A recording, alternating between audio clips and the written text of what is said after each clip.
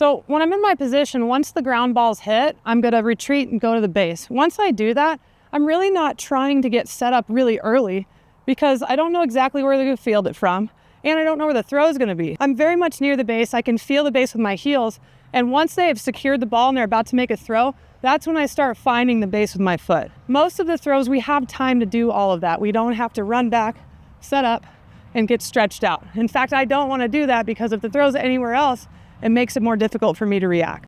Whether you're playing first, third, left, right field, fielders are really scared of that one ball that might get past them down the line. The reality is most balls are hit in the gaps towards the middle of the field. So for me, my setup was really simple. I would always hit the base before the inning started, count 3 steps away, and that would be my setup. Now I could always change my depths, but I wanted to make sure I wasn't gonna let a ball get through the 5-6 hole, which is much more common than straight down the line. On average, righty hitters hit the ball down this line 4% of the time. They hit it a lot more this direction. In fact, it's around 27% of the time. So what do I want to cover, the 4% or the 27?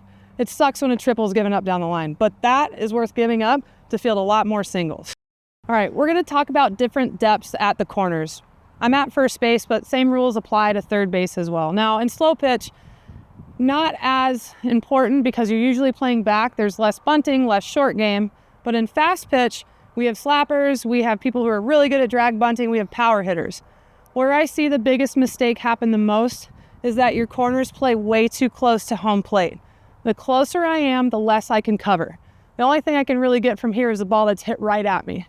But if I'm back here a little bit, now I can cover left, I can cover right, and I can break forward if she shows bunt. I move the fastest forward.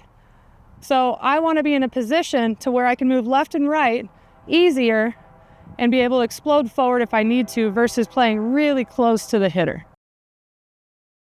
So we can talk about different depths. I always had my regular position, which was just a couple steps in front of first base.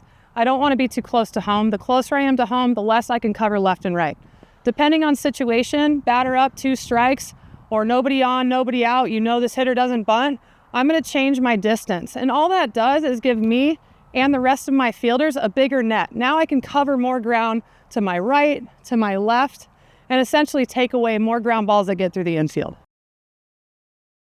Let's talk about cutoffs. Typically when the ball's hit to right field or center field in front of them and there's a play at the plate, first base is the cutoff. What I do is follow the fielder. So if a ball takes the right fielder a little bit deeper, then I'm gonna suck out with her a little bit. If she's crashing toward me really hard, meaning she's getting closer to home plate, I'm gonna suck back. I need time to hear cut or through or for in order to make that reaction. If I'm right on top of them and they let go, I may not be able to do what the catcher asked me to do. So we're kind of on a string together. If she goes further out, I'm going out with her. If she's crashing toward me, I'm falling back. The last big piece is listen to what the catcher's saying. I'm a big believer in that while she's chasing after that ball, I should be able to peek, look at home, and have a good idea of where I should be. I want to get really big. I want to get really loud so that she knows where and who she's throwing to when the time comes.